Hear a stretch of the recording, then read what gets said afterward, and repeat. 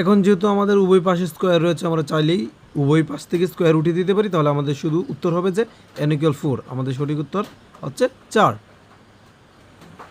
প্রিয় শিক্ষার্থীরা, এই ভিডিওতে আজকে আমরা আলোচনা করব এইচএসসির আইসিটির যে তৃতীয় অধ্যায় রয়েছে মানে সংখ্যা পদ্ধতি।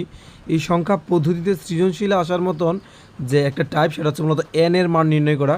এন এর মান নির্ণয় করা আমরা যদি একটু বোর্ডগুলো অ্যানালাইসিস করি, মোটামুটি প্রায় সব বোর্ডে আমরা এন এর মান নির্ণয় করার যে টপিকটা রয়েছে সে থেকে প্রশ্ন পাই। আমি বলতে পারি যে মোটামুটি 100% শিওর, যেহেতু এইবার অভিন্ন প্রশ্নে আমাদের হচ্ছে পরীক্ষাটা, তাহলে আমরা এই টাইপটা পেতেই পারি। আমরা কথা না বাড়ি একদম আমাদের মূল আলোচনায় চলে যাই। দেখতে পাচ্ছ আমি একটা উদ্দীপক লিখে রেখেছি, এখানে এক্স এবং ওয়াইয়ের মান রেখেছি। এক্সের মানটা হচ্ছে 10,000, সেটা হচ্ছে এন সংখ্যক ভিত্তিতে, আর ওয়াইয়ের মান হচ্ছে আমাদের হেক্সাডেসিমালে। এটার গদাগে এরকম বলা আছে যে এক্সের সমতুল্য মান যদি 256 হয় দশমিকে, তাহলে এন এর মান কত হবে আমাদের নির্ণয় করতে হবে। এই জাতীয় এন এর মান নির্ণয়গুলো করতে গেলে আমাদের প্রথমে লিখতে হয় দেওয়া আছে, তারপর লিখতে হয় প্রশ্ন মতে। তাহলে আমি প্রথমে লিখলাম দেওয়া আছে, এবং দেওয়া আছে কী দেওয়া আছে, এক্সের মানটা যা দেওয়া ছিল আমি তাই লিখলাম, এবং তারপর লিখেছি প্রশ্ন মতে তারা বলেছে এই যে এক্সের মান এর সমতুল্য মান আবার হচ্ছে আমাদের 256, তা হচ্ছে দশমিকে। তাহলে লিখি আমরা এক্স ইকুয়াল 256 দশমিকে। এখন এটাকে সলিউশন করতে গেলে তো অবশ্যই আমার এক্সের মান লিখতে হবে। এক্সের মান কত বলা ছিল প্রশ্নে, 10,000, এবং তার ভিত্তি ছিল এন। আমি লিখলাম 10,000, তার ভিত্তি হচ্ছে এন। আর এইদিকে যেহেতু 256 দশমিক সংখ্যা পদ্ধতিতে, তাহলে আর আমি এটা ভিত্তিটা বারবার লিখলাম না, কারণ দশমিক সংখ্যা পদ্ধতিতে কোনো মান থাকলে তা বারবার লিখতে হয় না। এখন এটার ভিত্তি যেহেতু আমি জানি না, আমার বের করতে হচ্ছে, কিন্তু এটার তো আমি জানি এই সংখ্যা পদ্ধতিটা কোথায় রয়েছে আমি জানি, সেটা তো দশমিকে। তাহলে এই যে পদ্ধতিটা রয়েছে সংখ্যা পদ্ধতিটা এটা আমি দশমিকে নিব, জাস্ট এটাকে দশমিকে কনভার্ট করব। আর আমাদের যে রূপান্তরের যে থিওরিগুলো রয়েছে, আমাদের রূপান্তরের মোট থিওরি হচ্ছে 3টি। এর মধ্যে বহুল প্রচলিত বা বহুল ব্যবহৃত হচ্ছে আমাদের 2 নম্বর থিওরিটি, যে কোনো সংখ্যা পদ্ধতি থেকে যদি আমরা দশমিকে আসি। আমি তো এটার বেস কত জানি না, এটা তো আমি অবশ্যই এখন বের করব। তাহলে এটা তো বেস আমি জানি, সেটা তো দশমিক, তাহলে এই মানটাকে এখন দশমিকে আনবো। তাহলে যে কোনো সংখ্যা পদ্ধতিকে যদি দশমিকে আনতে হয়, গুণ এবং যোগ প্রক্রিয়া আনতে হয়, যার জন্য আমি এটা অ্যাপ্লাই করব।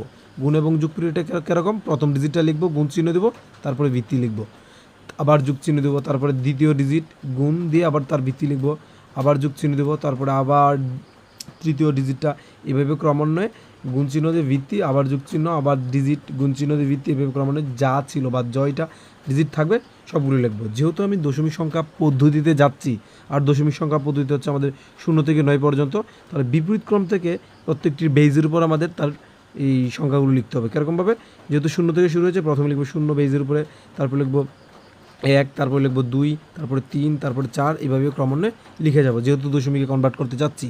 আর ওইদিকে সমানের ওই পাশে মানে লেফটে রাইট হ্যান্ড সাইডে যা ছিল আমি তা লিখলাম 256। এখন এই ক্যালকুলেশনটা করবো বা এই কাজটা করবো।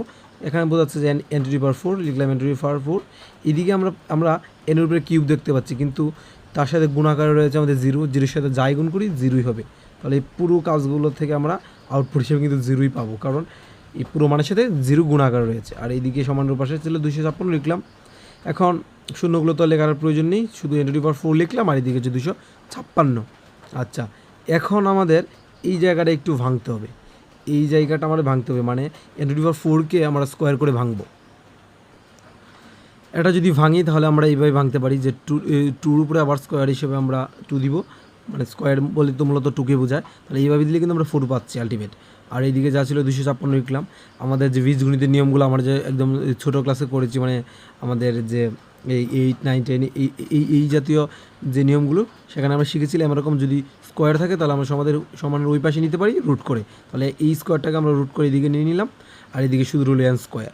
আর আমরা যদি সায়েন্টিফিক ক্যালকুলেটর প্রথমে লিখি আমাদের এই রুট চিহ্নটা, এবং তারপর যদি মানটা লিখি তাহলে কিন্তু অনায়াসে আমাদের 16 পেয়ে যাব। তাহলে প্রথমে দিব এই চিহ্ন, তারপরে লিখবো যা এইখানে যে ভ্যালুটা ছিল তা লিখবো, তারপরে আমাদের 16 বেরিয়ে আসবে। এখন কাজ হচ্ছে, এখানে ছিল তো n স্কোয়ার, লিখলাম n স্কোয়ার, 16কেও আমরা ভাঙছি।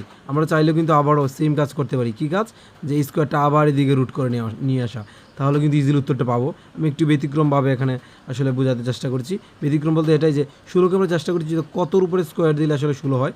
যেহেতু ছোটো সংখ্যা আমরা ইজিলি বলতে পারবো যে 4-এর উপর যদি আমরা স্কোয়ার করি তাহলে কিন্তু 16 হয়ে যাচ্ছে, তাহলে আমরা স্কোয়ার দিয়ে ভাঙলাম।